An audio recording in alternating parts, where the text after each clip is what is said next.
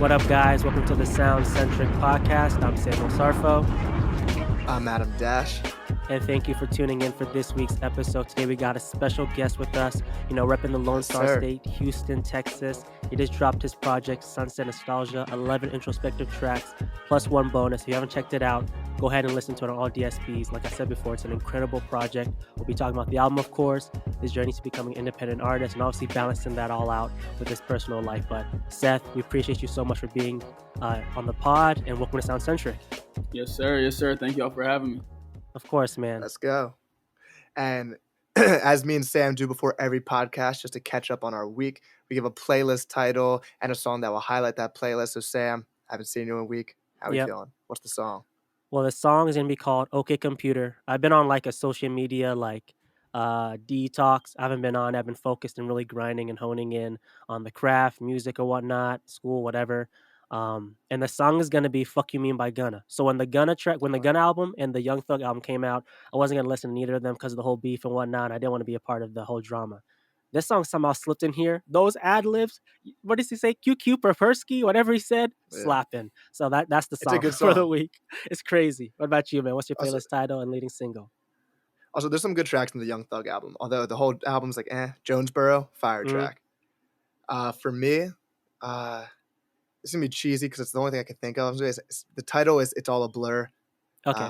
Because my life has been it's a blur of looking for jobs and kind of just doing the same thing every day, trying to get in shape right now, which is a fun journey. So a song that highlight that, I'm trying to think of something Drake. I'll do Search and Rescue. I think that's the name of the song because that's just the song I keep singing in my head. You don't it's like the most. It's Buns. It's like it sounds like they made an AI song. They like make a Drake song, and that's what came out. But for some reason, it's so catchy in my head right now. Got you. But yeah. Also, you see that Twitter's called X now, since you're on your social media detox. Yeah, man. Yeah. That shit's wild. Yeah. I hate Elon Musk. Yeah, low-key. He's really been a clown. Like I said, because he was a billionaire and he was like on his own path, like no one knew what he was up to. Now that he's on Twitter, we can see all his dumb ideas and what's it called? And live minutes, live time. It's like, bro, what are you doing? He's hilarious, but it's also like he's way too crucial of a person to be like saying he's hilarious. But Seth, how are we feeling? What's the playlist title? What is the name? How's the week been? Came up with something. The playlist is gonna be called A Human Sunset. That's just what I feel like I embody, especially this week. I've been kind of going to the beach and just looking at the sunset this week. So A Human Sunset, and then I would say the song would probably be Ascension by Mac Miller. Sure. That song is so fire. Yeah. Is that Good AM? Like, it changes every week. What's my favorite Mac Miller album? But Good AM on any given day.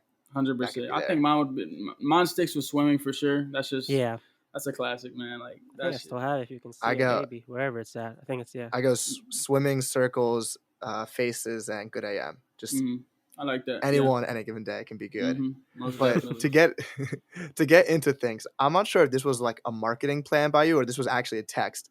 But when you dropped Better as Friends as a single, someone actually reached out to you, a girl, like talking to you about how you dropped that song.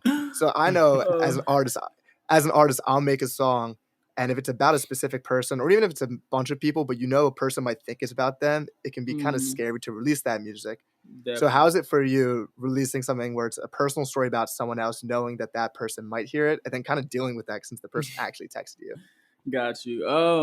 So that girl that actually texted me wasn't even like who it was about. This was a girl I had DM'd this girl. Like, I'm just like trying to get to know her, and everything's cool. And then I guess something came up, bro, where like something was said or something. I don't even remember the text that I even posted. I deleted it because I was like, what? I kind of feel bad. Like it's kind of getting too much traction, But the girl I actually wrote her about, I'm pretty sure she knows it was about her, but she hasn't said anything. She's a good woman. I mean, as I said in the song, but she got like a boyfriend now, so I'm happy for her. But as far as their text, man, that wasn't planned. Like it was just she said like some crazy shit, and I'm just like, I guess, and it made sense, and I mean, it brought drive to the song too. So it was like that's just how it be. Yeah. And then when it comes to talking about like your own personal things, so you talk about going to the mental hospital, ODing on your first album, and how like that's like something you wanted to happen. So how's that feel releasing like those stories, knowing that like maybe your friends or family don't know that, and they're like, oh, like really, that's how you feel or felt? Yeah. And why is that something that you find so important to release? I would say, I mean, I find it important to release that type of story just because for the people that have been through that, like that's why I released music in the first place, is just to help myself first and foremost, and then to help the listener. Like that's the connection I make. So as far as like the family part and like getting vulnerable with it is what you're getting at. It's like they kind of already know it. They saw everything I went through and they go through it themselves. You know, they battle addiction. So it's more like, Mm-hmm. you know, even it could help them at one point, you know, seeing like I've heard of, you know, my brother has told me he's in rehab right now, and he's told me like, oh, you've really helped me with my journey. You know, I got sober. I've been 3 years sober now. So, you know, it's about helping them, like I said, and it just brings it back full circle of just making that connection with the listener. That's Yeah. awesome, man. I remember when I was a senior in high school, and I was like playing my dad my music, and he's like, "This is really some sad stuff. Like, do you want to see someone?" And like that was that, The fuck which you on, bro? like yeah. And now looking back at it, that's the reason why I started seeing a therapist. So yeah, it Hmm. could be hard to release those songs, but like seeing that someone like cares and actually helps them, that's like the best feeling as an artist. 100%. Exactly. Yes, sir. And just going through the album, like Adam was saying, there's so many personal stories that you share on this. Some of my favorite tracks were, of course, Peace, Real Life, and All Grown Up. And on that Hmm. latter track, All Grown Up, there's a line that you said that really hit me hard. And it was, words come to life, gotta watch what you say. They can only touch your fear for soul. I'm not afraid. Got a lot of angels camped around where I lay. Hmm. On that track as well, you also talk about obviously your family, but also your mother taking care of you and your brother as a single mom. But Hmm. basically, how important were your family and how much did they impact you when creating this album? How much did they come to mind?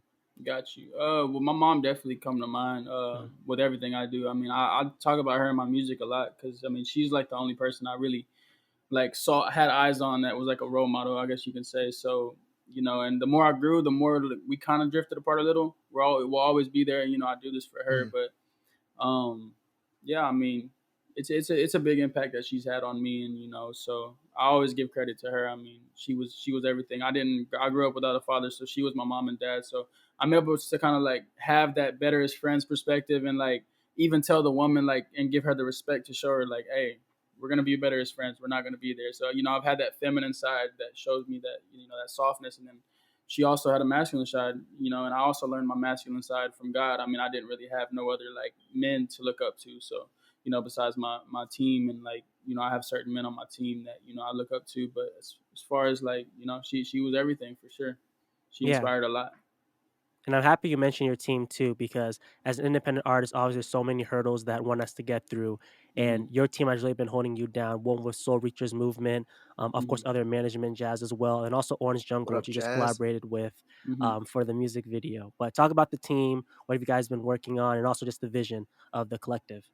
Got you. Yeah, we had a meeting yesterday about talking more about like how we're gonna separate the brand from Seth Sutch, because like we want the brand to be something completely different. Like right now, of course, like the music is bringing my face or like connecting my face to the brand, but you know we have more creatives on the team. I mean, my boy Rod, he's my ground manager. Like he does everything on the ground, and he also streams on Twitch. So you know he wants to be a creator, and then my boy Mason, he wants to get behind the merch.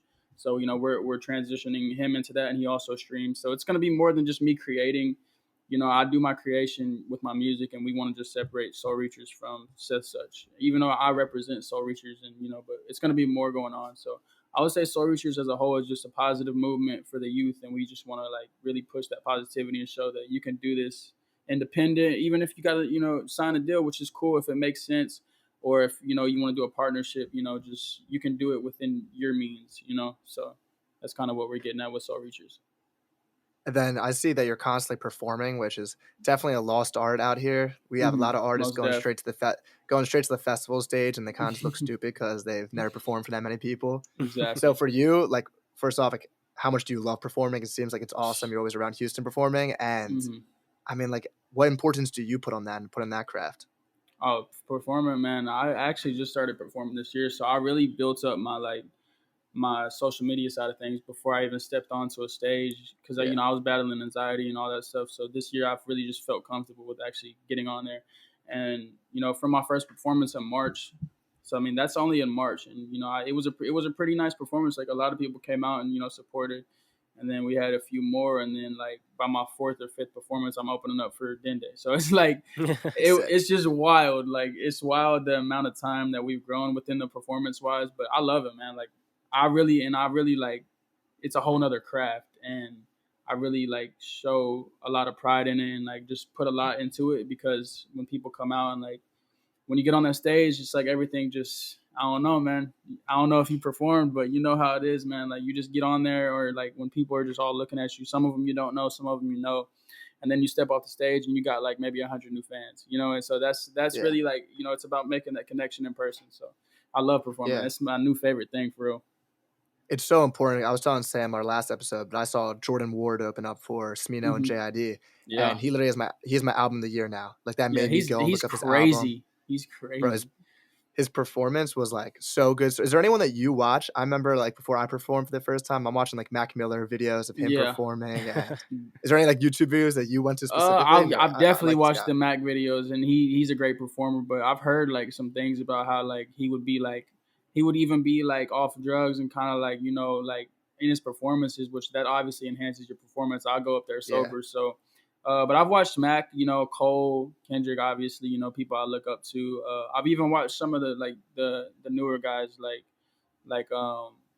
I mean, Trippie Redd, for example, just, you know, people like, you know, that go and perform. Lil Skies is a great performer, like back in the Gap. So I'll say back in the Gap, like it was like I'm old, but yeah, I've watched some performers, but I really like studying people in person. Like since I started, you know, I got invited out to South by Southwest with CXR, and like out there is when I really started seeing like Dende performing. He like, I don't know if y'all have ever seen him perform, but if y'all haven't, like, I need to. He is one of the best performers of our time right now, like for real. Like, and just seeing him, like when I came in to perform for my first time, and just like I've already seen Dende perform, and then seeing him perform more times, and then just like I can literally just put it. I'm a very like, I won't say I'm like, I don't know if y'all watch Naruto, but Kakashi, like he's the copy ninja or whatever. And I wouldn't say I would copy, but I know how to like look at people's stuff and make it my own. It's like transform it. So like I've been able to just watch him, you know, watch other performers, and it's really like put together my own act, you know. So it's dope being able to watch one of the best do it in real time, you know. 100%. And I know I've seen Jack Harlow talk about how he doesn't drink before he goes because he never wanted to have that crutch of like needing something to go on. Exactly. Like but it's definitely hard to get those nerves out. But hey, it's when you're sober and you're doing it, you get like that buzz around your body. It's crazy. Bro, it's nuts, man. It's crazy. And then you're talking about performing with Dende, but you have a track with Dende, which is amazing. You have Chris Patrick, who is just one of the craziest rappers in the game right now. Like actually like, such a high tier level. You have Lucas Home doing such a personal story on your album. What goes into picking these features? Like why these three guys? And like how did it feel to actually get the verse back?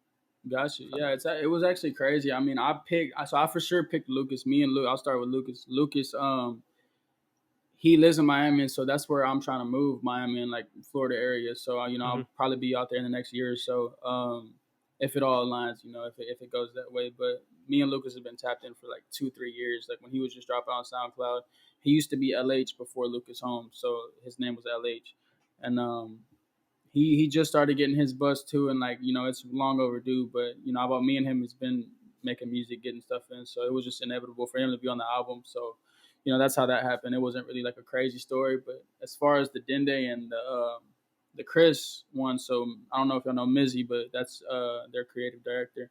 He reached out to me on Twitter and was like, "Hey, you're dope. You know, let's chop it up." You feel me? So we chopped. I gave him my number. We chopped it for a bit, and he was like, you know, let me help you with your album. Like, so Mizzy creative directed the album. So, you know, just to even have his hands on it, it was like a blessing for real. And then he didn't even like go and get Chris and Dende. He basically, like, that just happened naturally. He literally like, he was playing one of the songs that had a whole nother artist, and I feel bad, but I told the artist, like, it had a whole nother. So Motivate had a different feature on it before it even came out.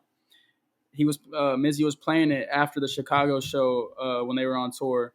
Chris hears it and is like, "Hey, like that's that Seth kid, right?" And then bang, like he's like, "Yeah," and he's like, "All right, tell him I want that." Like, bang. So it just happened like that. Chris literally records it the same night on tour in Chicago. Like they just got out of the show. He writes it and records it the next day actually, and then they're still on tour at this point.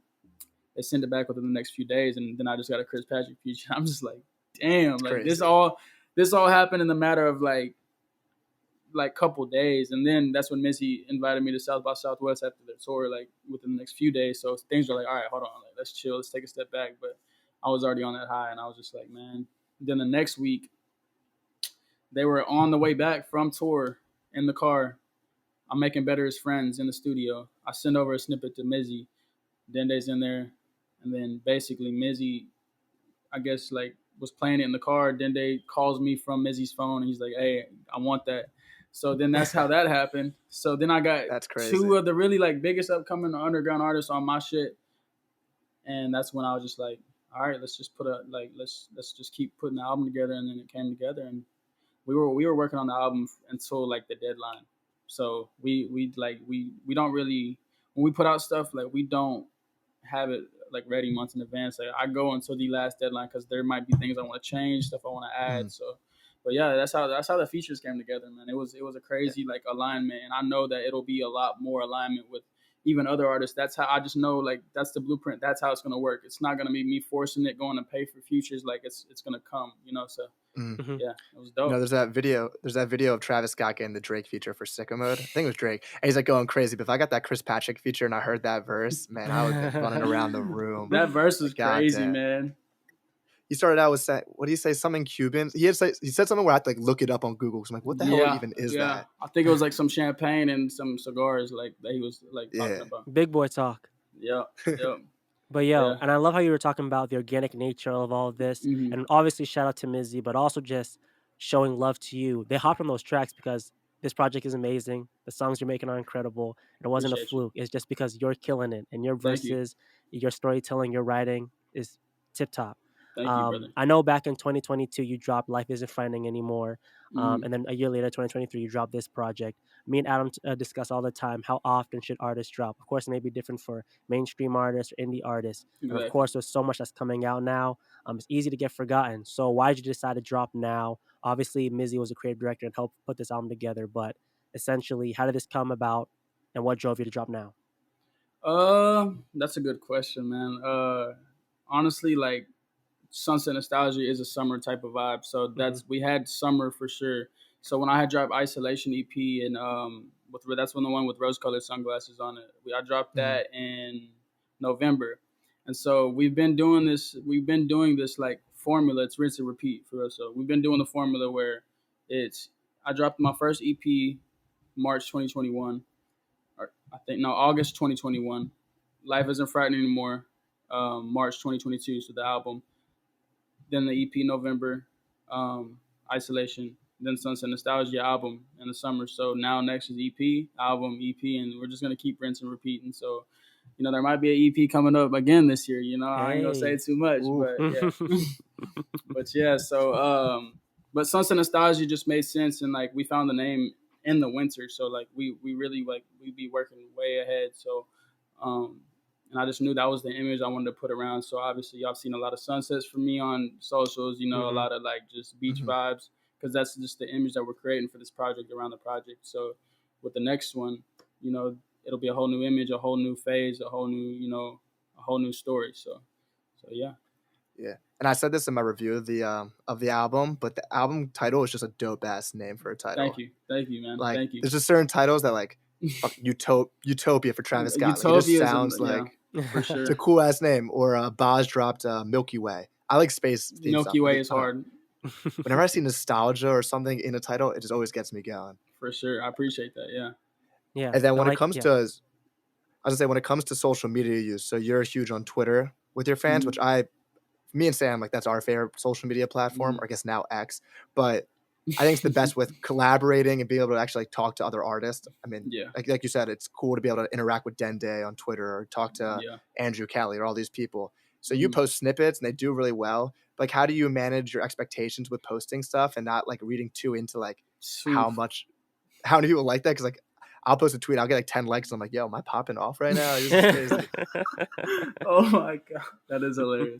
Oh, man, I've been on Twitter since I was like 15, bro. So it's kind of normal for me to like, I've been posting those snippets since I started making music. So like, I feel like a lot of people that are doing it now kind of like, I don't know, they haven't been doing it. So they kind of expect like whatever, like they're whatever. But I've been doing it since like Twitter was popping like 2017, 2016. Like, if y'all were on it. So, and that's when I had another rap name. So when I was 17, I had a rap name called Swirl. So it like, yeah. So I changed it to my government name, but it was Swirl in high school. So like when I was 17, that's when I first started rapping. SoundCloud was popping off. I had like 9 very terrible songs out, and Twitter was just like my snippet area. Like, you know, I would get like, you know, still 500 likes, you know, here and there. So like at 17, I was like, am I popping off? Like I had one that had like 1,500 likes. Went through some things. 18 years old, took that all down. Like deleted every song because it was just not what I wanted to portray. It was like cussing. I was talking about, you know, money, hoes, all that. You know, like just you know how it was back in the SoundCloud era. So you know, and y'all probably couldn't even imagine me talking about that. So you know, but I want to be transparent. Like be like, you know, I've grown, I've evolved. So yeah, it's Twitter though. Twitter, man, I love Twitter. But I have to stay off. I can't scroll. So like a lot of people be like, you know, giving like love when you give love. So it's kind of weird to like not scroll now, and I don't like see everything. I don't like people's stuff. So, you know, I see it kind of sometimes like transform to the people that used to show me love, if that makes sense. So I've tweeted about that, but you know, so it's give and take for sure. And you got the Team Dreamville shout out, which is sick. Yeah, man. That was crazy, man. I love seeing that, you know, and like people take you more serious when you get stuff like that. But you know, we've been doing this, you know, it's just rinse and repeat, you know. I also think it's a beautiful thing that you keep on evolving. I always tell this to Adam, like the artists who make it are the ones who keep evolving. Like if you look at Jay-Z, from being the street dude to the business guy to this now knowledgeable father, etc. Like you can look through every artist, whether that's like physically like changing their hair color or whatnot, or just the sound of their music. Yep. In the song 10,000 Hours, you talk about how you really do put in the work. We hear it in the music. What areas do you think that you had to improve on when transitioning from the 22 album to this project? And what was your new mindset? And what were the changes you wanted to make? Man, the 22 album like would still be honestly my favorite album that I made, as far as just like not the sound, because obviously the sound was better, and you know, but I was still rapping. But like as far as the period, like when I was there, I was in such a good headspace making Life Isn't Frightening, because like it was so new, because I had just came out of like anxiety in a very dark place, like just as far as shadow work and just like evolving, like you said. So with 2022 album, man, like when I was making that, I was just in such a good space. And even with Sunset Nostalgia, like I wasn't even as good as a space as I was. But even being aware of that can always just make the next ones better and better, and like figuring out how I can get back in that space. I want to be back in Life Isn't Frightening space, like when I was recording that. Like, so how am I gonna get there? And like that's when I feel like I'm making the best music, when I'm in that space for sure. So yeah. Yeah. You don't want it to be too good. You've heard artists say that life is too True. good, I have nothing to write about. Yeah, exactly. That's true. So Sunset Nostalgia came from a dark place, you know. It wasn't too good. It was actually, you know, I was going through a very stressful time in my life, but you know, we persevered, and of course there's going to be those ups and downs, you know. So 100%. And also with just production as well. You had an array of sounds, but I heard sample chopping, a lot of sample chopping. Seemed like that's your thing. But what influenced your decision on the sound for this album, and what kind of production soundtracks were you going for? Got you. Well, with the rap songs, because as you can tell, there's like, you know, all different types of sounds on the album. I like it, and like Adam said, like it does give a spacey feel. Like it does give a spacey feel on certain tracks, and then like you can just bring it around to the rap. So I would say the rap, it was like inspired by some Aaron May type production. You know, some Aaron May. Shout out like, Houston. Yeah, man, Aaron May's dope. You know, I'm trying to get him on something, so you know we're shooting for it, but that would be crazy. Aaron May. And honestly, I feel like there was like some production that like really you couldn't hear from nobody else but Seth Sutch. You know, like I feel like this was my sound, or like this is my sound. So I'm gonna just keep creating off that. And there's still a lot of sounds to be made. So, but as far as production, like most of it was from this producer I found on YouTube, and then other ones were from YouTube as well. So I mean, this is a YouTube made album. I'm not gonna lie. Like as far as beats, and, you know. Hey, so, shout out Stoic. There's so many people that I'm on YouTube every day looking through beats. So actually, who are some of those producers? I'm just curious who you use. The Peace beat is like fucking like that's something I would have downloaded right away. For I mean any rapping track that you're on, like the Before the Sunset, that beat crazy. A sample sounds so familiar on that song. I'm not sure what it is. Yeah, who are you using for that? Docent. This one named Docent. He did Before the Sunset, and he did a few of the songs on the album as well, the rap songs. So like he's more of the Aaron May, Mick Jenkins, Isaiah Rashad type beat, I guess you could say, quote unquote. And then Noisy did did the peace beat, man, and that peace beat was actually blowing up. So like when I post on TikTok, every time people are like, there'll be like some artists like oh, I found this beat too, we should collab, or or they'll tag like their artists that put it out and like kind of try to make it a competition. I'm just like, bro, y'all are just funny, man. But that's the only thing with YouTube beats. If they blow up, then there's other artists using them, and it's hard to get it's hard to get a exclusive beat if it's blowing up, because they're gonna tax, like, for sure. 100%. We don't have $3,000 to buy an exclusive right now, so. No, I don't blame you, and I'm really happy you mentioned that. I know Adam said he loves it too, but that's my biggest problem with YouTube beats. That's my biggest problem, that whole business in general. And I'm gonna ask you this too. You already opened up Pandora's box. You got me excited to talk about this. But the thing is, okay, so when you start your mindset, right, it's like, I'm making music because I love it. Or if you're doing this full time, it's like, damn, I kind of got to make money from this. Yep. But if you start adding in people, producers, all these things, then the pie is gonna get smaller. Exactly, Very and it's true. expensive, like Adam said. So how do you deal with that? How does, I guess, the business side of things work? So we're still trying to maneuver that for sure. Like we learn every day, and shout out to Jazz. Always she teaches me so much about just, and I'm able to teach her things about the creative side and like apps and stuff. And she does a good job on showing me the business and showing me like, hey, we have to, or just staying on me like, hey, we got to do this, even if we're not doing it yet. Like she plants that seed, like, hey, we got to do your split sheets right here, like, or we got to do distribution, like, we're talking with some distribution like deals right now. So, we're like, I feel like it's about to like come together as far as the marketing. Like, we're not gonna have to put too much money in, because these labels will be able to do it as we partner with them. So yeah, we're talking with some, and like we're partnering. That's not saying I'm gonna sign anything, but it would be definitely like helpful to be able to just focus on the music, not have to put too much money into the marketing. Because if y'all know how it is, like, you got to do a lot of like the marketing without money. Like, you got to figure it out, at least at first. So I've been thankful enough to have like people reach out and like want to do free videos. Like, so the dude that did Pete, or Omar, he showed love for sure. Dende's videographer reached out. He wants to do a video. So I mean, I guess this would be a good time to say I'm dropping a song August 10th. Hey, let's go. But I'm dropping a song August 10th. I'm gonna announce it soon, and we're gonna put out a video with it. So this is kind of like starting a new rollout for the EP. So like, it's just kind of showing artists that we're not stopping. Like, we just dropped the album, put out a video. We're still gonna post content on TikTok about it always. I mean, I'm not ever gonna let go of the album, but it's time to put out something new and just fresh, people to hear, like, and just rinse and repeat, like I said a few times. So. But yeah, so about the business aspect, it's good to have somebody on your team that is really like there and helping you like maneuver. So that's kind of give props to Jazz for sure on that. I know she's team rollout. Like, she's tweeting about rollouts. When I interviewed her, she's very strict on it, and I think it's awesome. Like, I love when artists do that. I mean, I'm seeing people like Tyler the Creator. Like, that's someone who I look up to as like the way that he marks his album, and there's an aesthetic to it, there's a color to it. Yes, and exactly. Same thing with your album. Like, it does sound like a sunset. It's like, it does give that vibe. Literally. First time I listened to it, I was literally on the beach. And I'm like, oh, this is a good time. That's crazy. That's crazy. Yeah, I love that, man. Rollouts are important, and so I told her yesterday. Like, I literally told her yesterday, and we got 2 weeks. Like, so 2 weeks is from August 10th, and I was like, hey, how does August 10th sound? Like, and she sent me like this Kevin Hart meme, like what you mean? Like, but she was just joking, and we can get it done in 2 weeks, with the right rollout, as long as you're being intentional about your rollouts. So that's what's important. 100%, man. And you have been killing it, and we're so proud of you. Like I said, if you have not checked out that Peace video, that one's go crazy, and check that out. Tell us how that came about. And dude, keep on going crazy on that video, because just once it gets into the right hands, the right eyes, for sure. it's hitting the moon. But talk about 100%. How that process came about. Well, honestly, me and him been meaning to work for a while, and we were gonna do a video to Popstar first, but the budget and just like what we wanted to do for Popstar wasn't really available at the moment.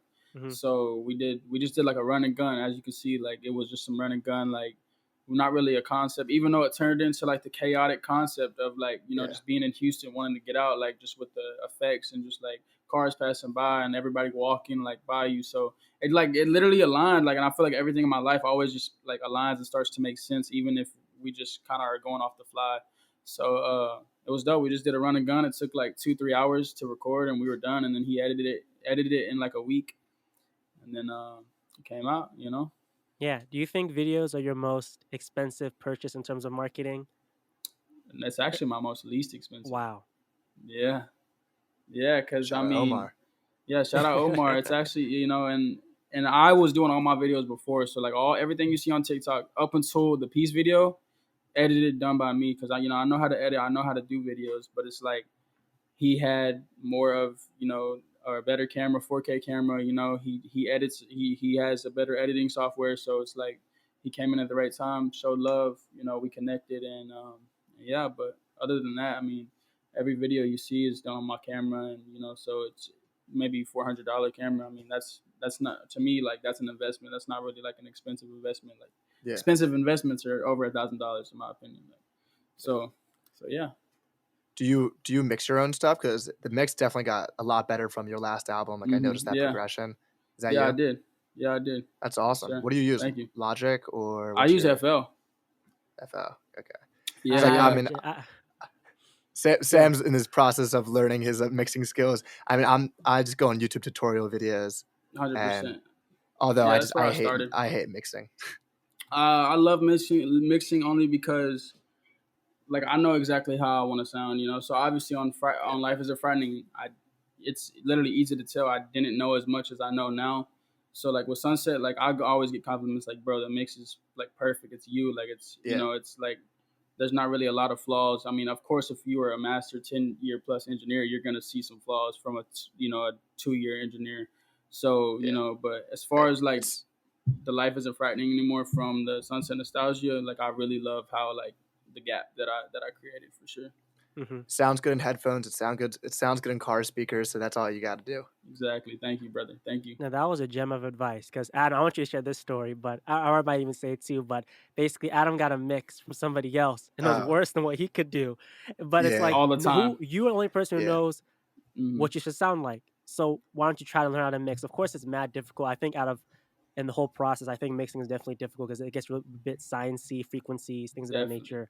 But what about production? When it came to production on this album, was it strictly outside producers? Did you want to get your hands on, or did you want to specifically focus on the songwriting and just the lyricism, and putting that together? Got you. I made the beat for Real Life. Hmm. So Real Life, I fire. made the beat for, and then the rest of it was outside because I made a couple of the beats on Life Isn't Frightening Anymore. So I know how to make beats. I know how to like put my hands on stuff, but I do like focusing on the writing Hmm. more and like the composition of it rather than like the beats. But sometimes like I'll get into like my producer bag and I'll make a beat and it actually helps me make a better song. So I mean I do want to eventually like just or produce a whole thing. But as of now, I just like focusing on the writing and like perfecting that craft first because eventually I want to get into like actually playing the guitar and playing the drums and like really just I feel like that'll take it to a whole another Hmm. world of music. So that's definitely in the works. But as far as just like making beats, I do it when I have like free time, like Hmm. actually some free time. So Yeah, it's just crazy because there's so much to learn. It's like a never-ending wormhole of what you 100%. can learn. But before we end here, we always ask this for the artists who always come on. What are some tips you have, some gems you like to call them that you've gathered along the way that you could share, that artists could follow and hopefully take that and continue to grow?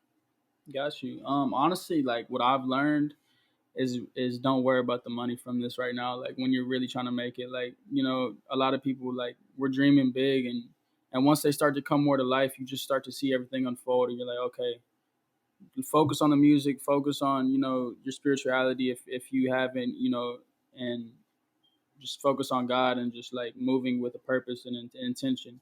Don't focus on the money because the money's gonna come. That's the biggest thing I've learned. Go get your money how you got to get it, like in this life, like not by music right now. And I just got to the point where money's finally starting to come after 6-7 years. So it's like focus on how you got to get your bag and then focus on the music, like separate it right now. So that'd be my biggest tip for real. That's a powerful gem right there, and Yeah, it's hard. People it people is. don't. You said what, 6 7 years? People don't have the tolerance to wait. What, like, Mm-mm. especially in this culture now, they want to get on TikTok. They want to blow Mm-hmm. up 1 year.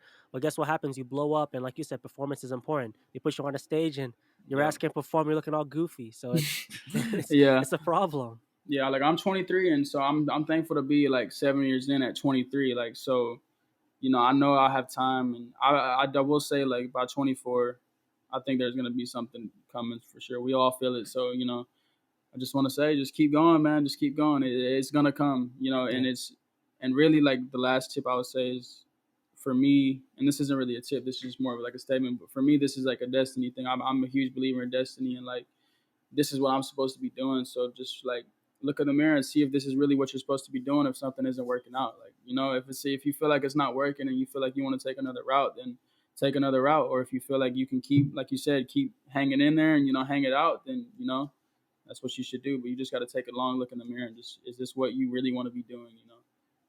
Hope y'all are picking that up, man. Adam, were you gonna say something? Exactly. I mean, I was just thinking about 10,000 hours, and that, like, just the concept of working for 10,000 hours to master a skill got me thinking about J. Cole putting himself through minute writing drills. Yeah. And artists, I think Chris Patrick saying just like writing a verse every day. Is there anything that you do specifically as like a training, or do you take a mental health break from writing sometimes? Like, how do you go about it?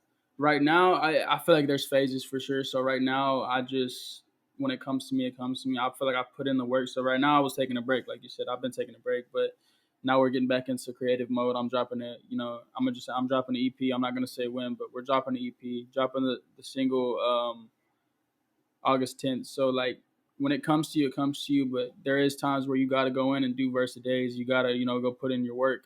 But, I move off alignment for sure. So that's how I move. Everything flows to me because I've already put in all the work. And, that's not going to stop me from working hard. But, I've gained the knowledge and the freedom to be able to, like, flow with this life, and know that it's for me. So that's kind of what I move off of now.